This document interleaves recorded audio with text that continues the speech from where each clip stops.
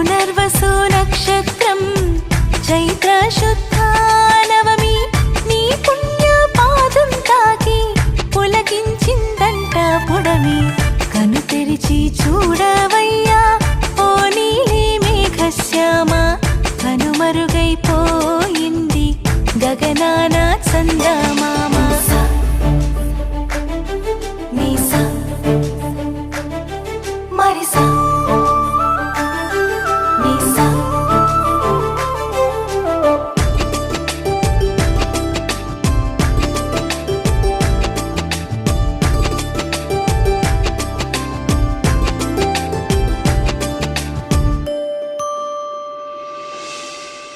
తొలి కిరణం వెలుగలికింది